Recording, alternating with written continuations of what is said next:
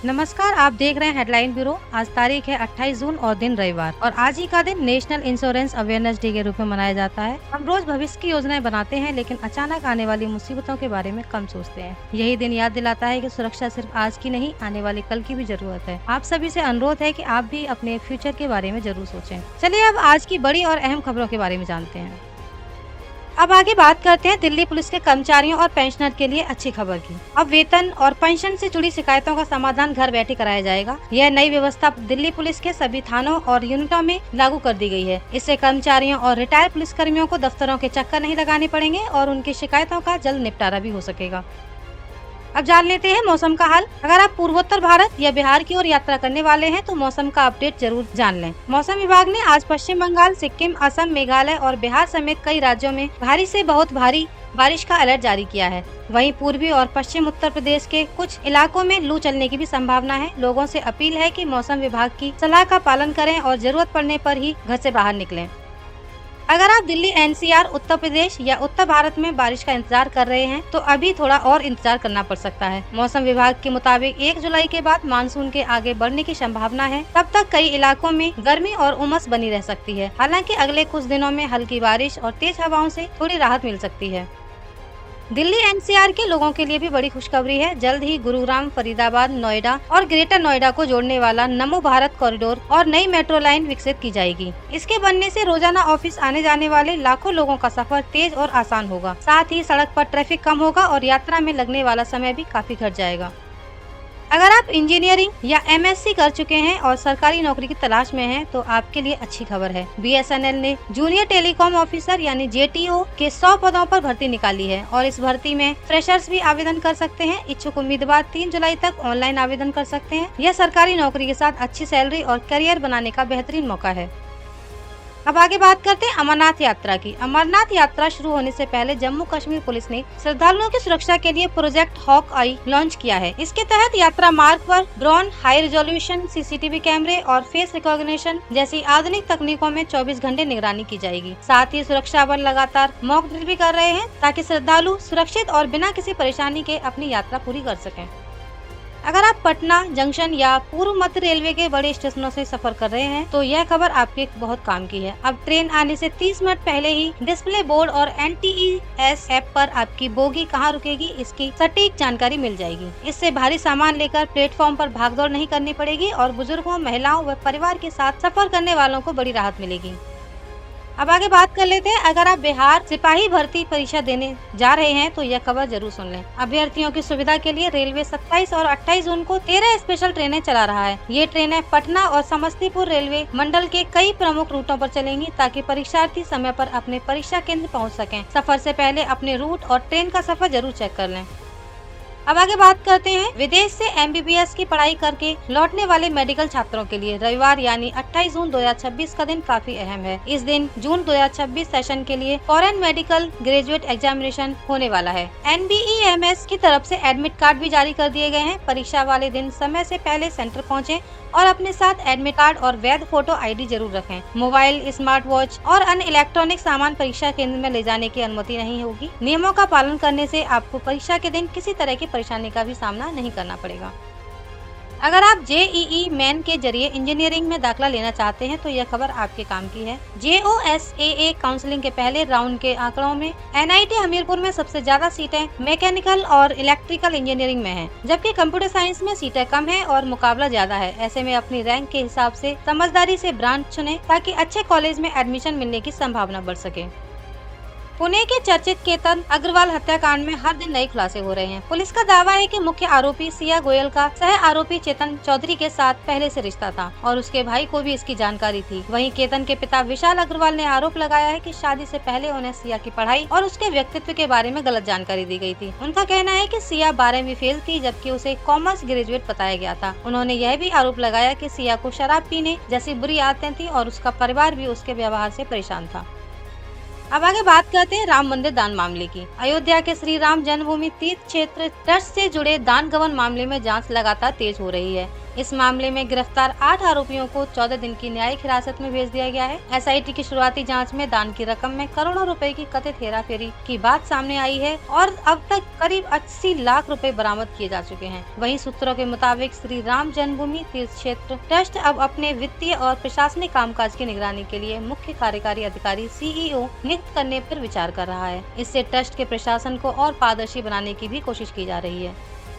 देश में इलाज और स्वास्थ्य सुविधाओं को बेहतर बनाने की दिशा में एक अहम बैठक 29 जून को नई दिल्ली में होगी। केंद्रीय स्वास्थ्य मंत्री जेपी नड्डा 16वें केंद्रीय स्वास्थ्य एवं परिवार कल्याण परिषद सम्मेलन की अध्यक्षता करेंगे। इसमें सभी राज्यों और केंद्र शासित प्रदेशों के स्वास्थ्य मंत्री शामिल होंगे। बैठक में राष्ट्रीय स्वास्थ्य मिशन, दवाओं की गुणवत्ता और स्वास्थ्य सेवाओं को बेहतर बनाने जैसे मुद्दों पर भी चर्चा होगी। अब आगे बात कर लेते हैं रियल एस्टेट कंपनी की। फ्लैट खरीदारों के अधिकारों को मजबूत करते हुए सुप्रीम कोर्ट ने बड़ा फैसला सुनाया है। अदालत ने कहा कि यदि किसी खरीदार ने अपने फ्लैट का कब्जा ले लिया है, तब भी वह कब्जा देने में हुई देरी या फिर सर्विस में कमी के लिए बिल्डर या रियल एस्टेट कंपनी के खिलाफ उपभोक्ता आयोग में मुआवजे की मांग कर सकता है। जस्टिस विक्रम नाथ और जस्टिस वी मोहन की पीठ ने स्पष्ट किया कि केवल कब्जा मिलने भर से खरीदार का उपभोक्ता होने का दर्जा समाप्त नहीं हो जाता। यदि फ्लैट का कब्जा तय समय से देरी से मिला है तो उस देरी के लिए मुआवजे का दावा पूरी तरह वैध रहेगा। आपको या आपके परिवार में किसी को किडनी ट्रांसप्लांट कराना है तो अब सही अस्पताल चुनना आसान होगा। सरकार के तहत काम करने वाले नोटो ने सभी अस्पतालों को अपनी किडनी ट्रांसप्लांट के सफलता के आंकड़े सार्वजनिक करने का निर्देश दिया है। यानी अब मरीज यह देख सकेंगे कि किस अस्पताल में ट्रांसप्लांट कितने सफल रहे हैं। इससे लोगों को सही फैसला लेने में मदद मिलेगी और अस्पतालों में पारदर्शिता भी बढ़ेगी। दिल्ली के लोगों की सुरक्षा को और मजबूत बनाने के लिए सेफ दिल्ली ऐप लॉन्च किया गया है। इस ऐप के जरिए अगर कोई संदिग्ध गतिविधि, हादसा या अपराध की जानकारी भेजी जाती है तो सिर्फ 1 सेकंड में दिल्ली पुलिस को अलर्ट पहुंचाया जाएगा। इससे पुलिस तुरंत मौके पर पहुंचकर कार्रवाई कर सकेगी। सरकार का कहना है कि यह ऐप लोगों की सुरक्षा और पुलिस की तेज प्रतिक्रियाओं को बेहतर बनाने में मदद करेगा। अब बात करते हैं अगली सेवा की। केंद्रीय गृह एवं सहकारिता मंत्री अमित शाह ने गुजरात में देश की पहली सरकारी मॉडल पर आधारित भारत टैक्सी सेवा लॉन्च की। इस सेवा का उद्देश्य ड्राइवरों को उनकी कमाई का बड़ा हिस्सा दिलाना और यात्रियों को पारदर्शी व किफायती टैक्सी सेवा उपलब्ध कराना है। सरकार का कहना है कि यह मॉडल ड्राइवरों को आर्थिक रूप से सशक्त बनाने और सहकारिता को बढ़ावा देने की दिशा में एक अहम कदम है। अब बात कर लेते हैं हाई कोर्ट के बड़े फैसले की। मद्रास हाई कोर्ट ने कहा है कि सिर्फ इस्लाम धर्म अपनाने से कोई व्यक्ति पिछड़ा वर्ग यानी बीसी मुस्लिम आरक्षण का हकदार नहीं बन जाता। कोर्ट ने तमिलनाडु सरकार के उस आदेश को भी रद्द कर दिया जिसमें धर्म परिवर्तन के बाद ऐसे आरक्षण का लाभ देने की बात कही गई थी। कोर्ट का कहना है कि केवल धर्म बदलने से आरक्षण की पात्रता अपने आप नहीं मिल सकती। अब एक ऐसा मामला है जो WHO तक पहुंच गया। राजस्थान के कोटा मेडिकल कॉलेज में प्रसव के बाद महिलाओं की मौत और तबीयत बिगड़ने के मामले ने अब अंतर्राष्ट्रीय स्तर पर भी ध्यान खींचा है। विश्व स्वास्थ्य संगठन ने भारत सरकार से इस मामले की जानकारी मांगी है। वहीं केंद्र सरकार ने राजस्थान सरकार से विस्तृत रिपोर्ट तलब की है। शुरुआती जाँच में ऑक्सीटोसिन इंजेक्शन की गुणवत्ता पर सवाल उठे हैं। हालांकि जाँच अभी भी जारी है और अंतिम रिपोर्ट का इंतजार रहेगा।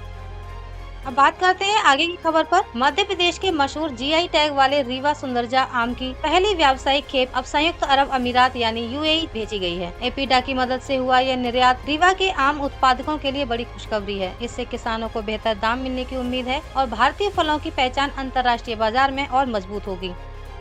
अब बात करते हैं आगे स्वच्छ ऊर्जा में भारत की बड़ी उपलब्धि की। भारत ने स्वच्छ ऊर्जा के क्षेत्र में बड़ी उपलब्धि हासिल की है। तमिलनाडु के कलपक्कम में दुनिया की पहली परमाणु ऊर्जा आधारित हाइड्रोजन उत्पादन सुविधा शुरू की गई है। इस तकनीक से बिना कार्बन उत्सर्जन के हाइड्रोजन का उत्पादन किया जा सकेगा। इससे भविष्य में स्वच्छ ईंधन को बढ़ावा मिलेगा और जीवाश्म ईंधन पर निर्भरता घटेगी और देश की ऊर्जा सुरक्षा भी मजबूत होगी। अब आगे देखिए, प्रधानमंत्री नरेंद्र मोदी 3 दिन के राजकीय दौरे पर सेशेल्स रवाना हो गए हैं। इस दौरान वे सेशेल्स के राष्ट्रीय दिवस के गोल्डन जुबली समारोह में मुख्य अतिथि होंगे और राष्ट्रपति के साथ द्विपक्षीय वार्ता भी करेंगे। दोनों देशों के बीच समुद्री सुरक्षा, व्यापार और विकास सहयोग को मजबूत करने पर चर्चा होगी। यह दौरा हिंद महासागर क्षेत्र में भारत की रणनीतिक साझेदारी को और मजबूत करने की दिशा में अहम माना जा रहा है। अब बात कर लेते हैं आगे ट्रेड डील के बारे में। अमेरिका और भारत के रिश्तों को लेकर बड़ी खबर सामने आई है। अमेरिकी विदेश मंत्री मार्को रूबियो ने संकेत दिए हैं कि राष्ट्रपति डोनाल्ड ट्रंप अगले साल की शुरुआत में भारत का दौरा कर सकते हैं। साथ ही दोनों देशों के बीच ट्रेड डील को अंतिम रूप देने की कोशिशें तेज हो गई हैं। यह दौरा भारत अमेरिका रणनीतिक और आर्थिक संबंधों को और मजबूत करने की दिशा में अहम माना जा रहा है।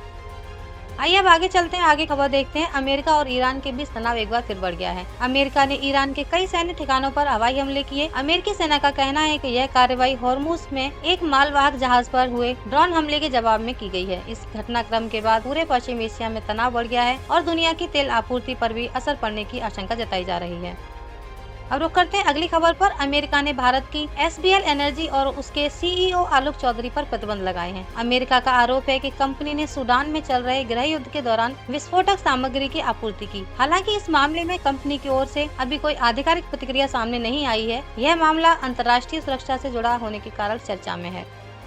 लखनऊ के अलीगंज अग्निकांड के बाद अब कार्रवाई और तेज हो गई है। मामले में 100 से ज्यादा अधिकारियों और कर्मचारियों की भूमिका की जांच की जा रही है। आरोप है कि इमारत की सुरक्षा और नियमों की अनदेखी की गई, जिसकी वजह से बड़ा हादसा हुआ। सरकार का कहना है कि जांच में जो भी दोषी पाया जाएगा उसके खिलाफ सख्त कार्रवाई की जाएगी, ताकि भविष्य में ऐसी घटनाएं दोबारा न हो। अब रुक कर लेते हैं आगे की खबर पर। केंद्र सरकार में जल्द कैबिनेट विस्तार की चर्चा तेज है। मीडिया रिपोर्ट्स के मुताबिक मेरठ से बीजेपी सांसद और टीवी के राम के रूप में मशहूर अरुण गोविल का नाम संभावित नए मंत्रियों में शामिल बताया जा रहा है। हालांकि सरकार की ओर से अभी इसकी आधिकारिक पुष्टि नहीं हुई है। माना जा रहा है कि जल्द होने वाले फेरबदल में कई नए चेहरों को मौका मिल सकता है। अब आगे बात कर लेते हैं केजरीवाल के मामले की सुनवाई की। दिल्ली आबकारी नीति मामले में अरविंद केजरीवाल से जुड़ी याचिका पर अब दिल्ली हाई कोर्ट की दूसरी बेंच सुनवाई करेगी। जस्टिस वर्ड कांता शर्मा ने इस मामले से खुद को अलग कर लिया है। उन्होंने कहा कि आम आदमी पार्टी के नेताओं के खिलाफ अवमानना की कार्रवाई शुरू करने के बाद निष्पक्षता बनाए रखने के लिए यह मामला दूसरी बेंच को सौंपा जा रहा है।